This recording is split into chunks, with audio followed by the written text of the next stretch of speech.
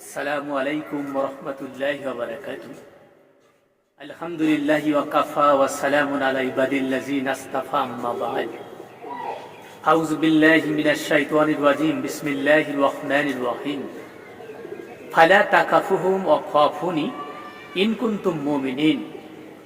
আল্লাহ তাআলা ইরশাদ করেছেন, তোমরা মানুষকে ভয় করো না, তোমরা আমি আল্লাহ আমাকে ভয় করো, যদি তোমরা যথার্থ ঈমানদার হয়ে থাকো। কে বলেছেন? মহান রব্বুল ইজ্জাত আল্লাহ তাআলা এই কথা বলেছেন, স্পষ্ট কোরআনে বলেছেন। আমরা দেখা যায় রাজনীতির ক্ষেত্রে, বিভিন্ন ক্ষেত্রে মানুষকে ভয় করছি, আল্লাহ তাআলাকে ভয় করছি না। তা যদি আমি আল্লাহ তাআলাকে ভয় না করি, মানুষকে ভয় করি, তাহলে আমার ঈমান কতটুকু থাকলো? আল্লাহ স্পষ্ট বলেছেন, তোমরা মানুষকে ভয় করো না, তোমরা আমি আল্লাহ আমাকে ভয় করো, যদি তোমরা যথার্থ ঈমানদার হয়ে থাকো। আল্লাহ তাআলা কোরআন মাজিদে এই কথা স্পষ্ট বলেছেন। রমজান মাস প্রায় শেষ হওয়ার কাছাকাছি,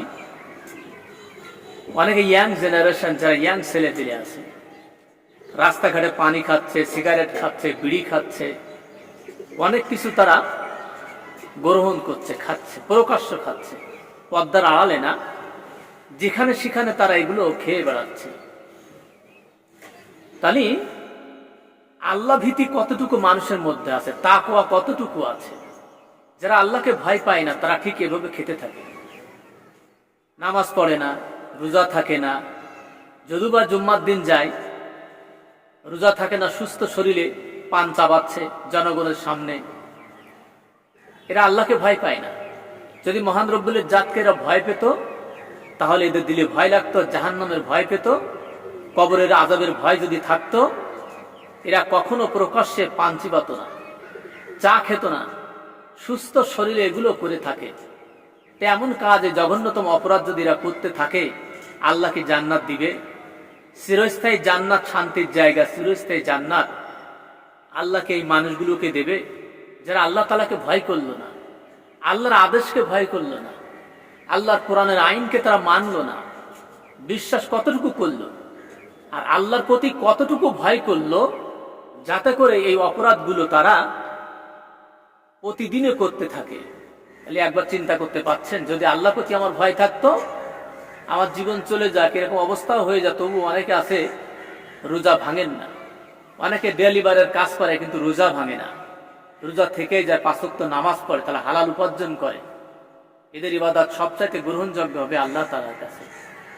আল্লাহ তাআলার কাছে সবচাইতে প্রিয় বান্দা হচ্ছে ওই ব্যক্তি যে সবচাইতে আল্লাহকে বেশি ভয় পায় এবং আল্লাহ তাআলার আদেশ নিষেধ সে সবচাইতে বেশি মান্য করে এবং মেনে চলে।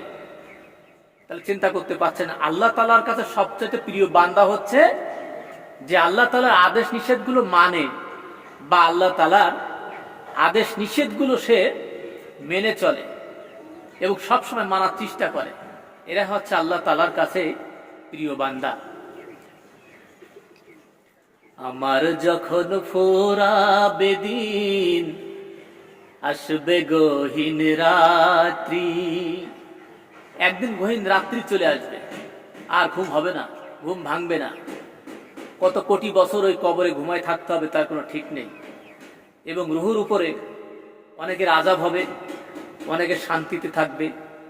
দর্শক, আজকের মতো বিদায় নিচ্ছে, আবার দেখা হবে। সবাই সুস্থ থাকেন, ভালো থাকেন। ইসলাম প্রচারের জন্য আমার চ্যানেল সাবস্ক্রাইব করে রাখবেন, শেয়ার করবেন, যাতে করে ইসলামের বাণী আমি প্রচার করতে পারি এই চ্যানেলে। আসসালামু আলাইকুম ওয়া রাহমাতুল্লাহি ওয়া বারাকাতুহু।